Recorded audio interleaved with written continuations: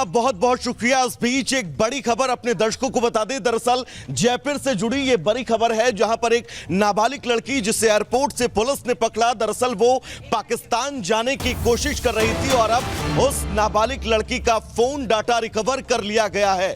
ये बड़ी खबर अपने दर्शकों को बता दें। दरअसल फोन डाटा रिकवर किए जाने के बाद लगातार वो जो आरोप लगा रही थी कि उसका पाकिस्तान में बैठा एक शख्स लगातार ब्रेन वॉश कर रहा था, और अब पुलिस इसी दिशा में लगातार इस पूरे मामले की जांच करती हुई नजर आ रही है। यह तय है कि उसके मोबाइल फोन से वो तमाम अहम सुराग मिलेंगे जिन बातों का उसने जिक्र किया है रिपब्लिक भारत से बातचीत करते हुए। और इन बातों के बीच सबसे अहम यह है कि क्या वाकई अब पाकिस्तान अपनी उन नापाक हरकतों को इस माध्यम से बढ़ावा दे रहा है।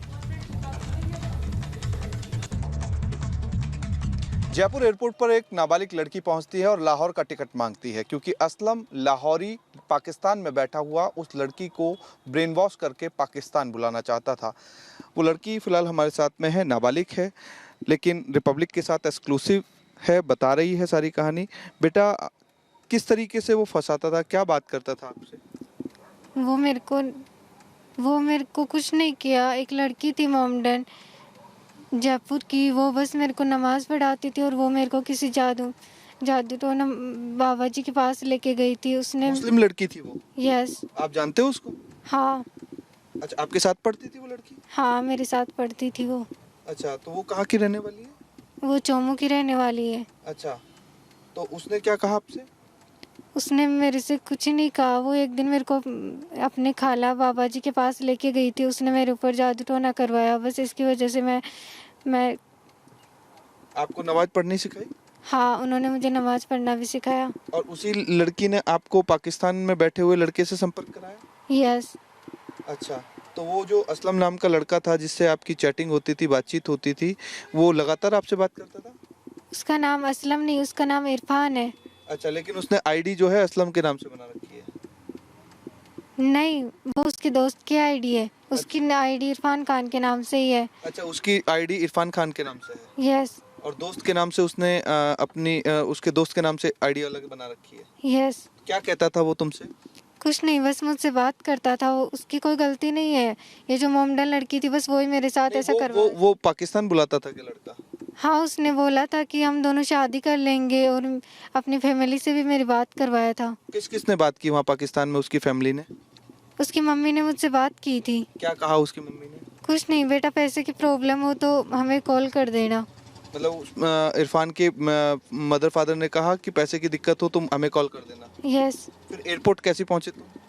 एयरपोर्ट मैं नहीं जानती थी, बट मैंने बस में 2 लोगों से हेल्प ली और वो मेरे को एयरपोर्ट पहुंचाए। आपने एक बार भी नहीं सोचा कि पाकिस्तान जो है वो वहाँ जाना कितना मुश्किल होता है, वहाँ कैसे जाया जाता है, वहाँ के और हिंदुस्तान के रिश्तों में किस तरीके की दरारें हैं? मैंने तो सोचा था, बट उस लड़की ने मेरे ऊपर जो करवाया जादू टोना, उसके बाद मेरे को कुछ समझ में नहीं आया। मैं आप सिर्फ उसी के बारे में सोचती रही? हाँ, मैं उसी के बारे में सोचती रही और मैं यहाँ तक आ गई। अच्छा।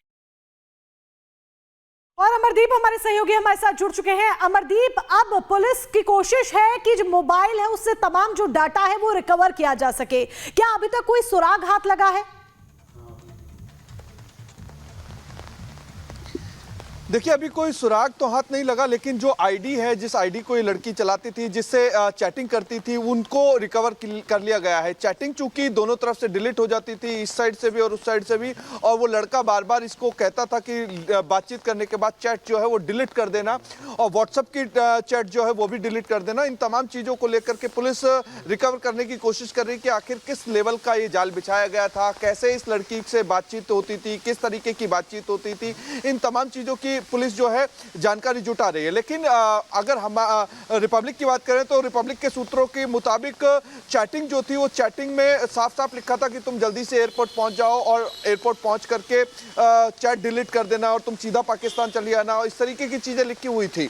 उसके बाद ये लड़की अपनी माँ के पास जाती है, माँ को कुछ सामान देती है, और माँ को सामान देने के बाद कहती है कि मैं अपनी बड़ी बहन के पास जा रही हूँ, और वो सीधा का सीधा एयरपोर्ट पहुँच जाती है। उससे पहले ये पाकिस्तान में बैठे हुए असलम उर्फ इरफान से बातचीत करती है और इरफान ने अपनी माँ से बात कराता है और उसकी माँ, इरफान की माँ पाकिस्तान में बैठी हुई इस लड़की को कहती है कि पैसे की अगर कोई दिक्कत होती है, परेशानी होती है तो आप मुझे बता देना, हम पैसे भी आपको अरेंज करा देंगे। यानी कि एक बहुत बड़ा ट्रैप और एक जाल जो है वो बिछाया गया था नाबालिग लड़की को जयपुर से और पाकिस्तान बुलाने के लिए।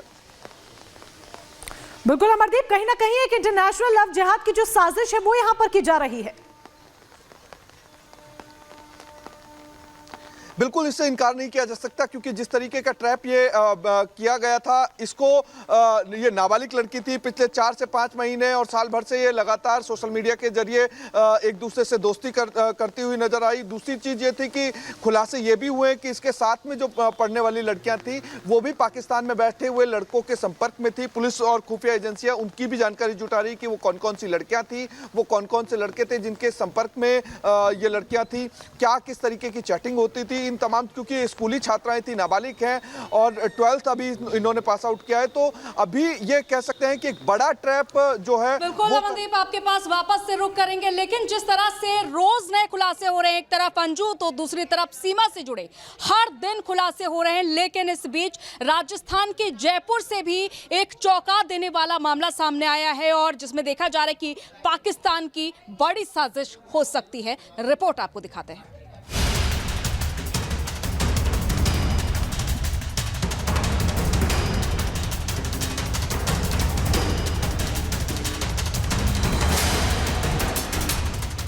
एक सीमा ने मोहब्बत में अपनी सरजमी की सीमा लांघी। 4 बच्चों के साथ सचिन मीणा के इश्क में नेपाल के रास्ते भारत पहुंच गई। सीमा का ये प्यार है या प्रपंच, इसकी जांच अभी जारी है। सीमा की प्रेम कहानी सुर्खियां बटोर ही रही थी कि भारत की अंजू नसरुल्लाह की प्यार में वैध दस्तावेजों के साथ पाकिस्तान पहुंच गई। एक के बाद एक झूठ बोले, पाकिस्तान में शादी से पहले वीडियो शूट करवाया और अब आखिरकार इस हालात में है कि वो भारत आना चाहे भी तो आ नहीं सकती। लेकिन अब तीसरी कहानी भी जयपुर से सामने आई है, जहां एक नाबालिग को उसके पाकिस्तानी प्रेमी ने ब्रेन वॉश किया और उसे पाकिस्तान आने के लिए कहा, ठीक वैसे ही जैसे अंजू और सीमा ने किया। पाकिस्तान में बैठे शख्स ने सीकर के रहने वाले इस नाबालिग को इस कदर ब्रेन वॉश किया कि वो बिना कुछ सोचे समझे पाकिस्तान जाने को तैयार हो गई। जरा सुन लीजिए कैसे पाकिस्तान में बैठे इरफान नाम के शख्स ने इस नाबालिग को सीमा और अंजू का हवाला देकर पाकिस्तान आने को कहा। अच्छा, अंजू जो गई है पाकिस्तान में, उसके बारे में बताया कि अंजू के बारे में बताया कि ये वीडियो देखो क्या है, आपकी इंडिया की लड़की हमारे पाकिस्तान में आई है। अच्छा, ये बताया? हाँ, उन्होंने मुझे ऐसा बताया था बस। अच्छा, तो वो वीडियो दिखा करके आपको कहना चाह रहा था कि आप भी वापस पाकिस्तान आ जाओ? वो मेरे को यही कह रहा था कि अगर तुम भी प्यार करती हो ना तो आ जाओ। जरा सोचिए किस तरह पाकिस्तान में बैठे बैठे इंटरनेट के जरिए भारतीय लड़कियों का ब्रेन वॉश किया जा रहा है। व्हाट्सएप, इंस्टाग्राम के जरिए चैट और फिर प्यार के नाम पर इस कदर ब्रेन वॉश कि नाबालिग लड़की बिना कुछ सोचे समझे पाकिस्तान जाने को तैयार हो गई। सीकर के श्रीमाधोपुर के रहने वाली इस नाबालिग को स्कूल में ही पढ़ने वाली दूसरी लड़की ने इरफान के बारे में बताया और नमाज पढ़ना भी सिखाया। लड़की थी मोमडन जयपुर की, वो बस मेरे को नमाज पढ़ाती थी और वो मेरे को किसी जादू तो ना बाबा जी के पास लेके गई थी। उसने मुस्लिम लड़की थी वो? यस। आप जानते हो उसको? हाँ, वो एक दिन मेरे को अपने खाला बाबा जी के पास लेके गई थी, उसने मेरे ऊपर जादू टोना करवाया, बस इसकी वजह से मैं नमाज पढ़ना भी सिखाया। और उसी लड़की ने आपको पाकिस्तान में बैठे हुए लड़के से संपर्क कराया? यस। यानी अलवर की अंजू के बाद सीकर के इस नाबालिग को पाकिस्तान बुलाने की तैयारी थी। इंटरनेट पर पाकिस्तान से प्यार वाला ब्रेन वॉश किया गया और नाबालिग से चैट करने वाले इरफान ने असलम लाहौरी के नाम से अपना अकाउंट बनाया था। शुक्रवार दोपहर 2 बजे ये नाबालिग 2 लड़कों के साथ जयपुर एयरपोर्ट पहुंची और पाकिस्तान जाने का टिकट मांगा, जिसके बाद सीआईएसएफ ने उसे अपनी हिरासत में ले लिया। नाबालिग का फोन जब्त किया जा चुका है और लड़कों से भी पूछताछ की जा रही है। हालांकि पुलिस को नाबालिग ने कुछ और की कहानी बताई थी। श्रीमाधोपुर के गांव पास एक गांव है, वहाँ की रहने वाली हूँ। और मेरी वहाँ से आज मेरी अनबन होगी, इसलिए मैं वापस पाकिस्तान जाना चाहती हूँ। इससे गहनता से पूछताछ की। इंस्टाग्राम पे एक असलम नाम के लड़के से दोस्ती हुई है, उसका नाम भी असलम है कि नहीं, लेकिन इंस्टाग्राम पे उसने अपना नाम असलम बताया। आपस में बातचीत के दौरान उसने अपना इंस्टाग्राम का कन्वर्सेशन किया और एक दूसरे से फ्रेंडशिप हुई। फ्रेंडशिप पे उसने मिलने के लिए बुलाया और मैंने मिलने के लिए पूछा तो उसने कहा कि एयरपोर्ट पे आ जाओ और वहाँ का लाहौर का टिकट लो और लाहौर में मैं आपके साथ। पाकिस्तान से मोहब्बत के नाम पर लड़कियों का ब्रेन वॉश करने वाली नई साजिश का लगातार खुलासा हो रहा है। एक एक कर मामले सामने आते जा रहे हैं। अलवर की अंजू के सारे झूठ का ISI ने ही खुलासा कर दिया है। सीमा की कहानी पर जांच एजेंसियों का शक गहरा है और अब सीकर की नाबालिग के पाकिस्तान जाने की कोशिशें कई सवाल खड़े कर रही हैं। Bureau report, Republic Bharat.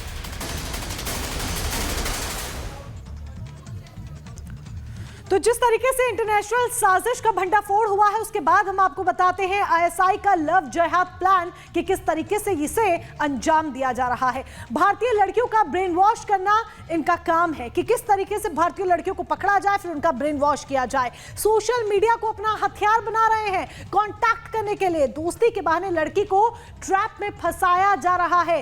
किसी तरह से लड़की को पाकिस्तान बुलाना इनका मकसद है कि किसी भी तरह से लड़की बस पाकिस्तान आ जाए।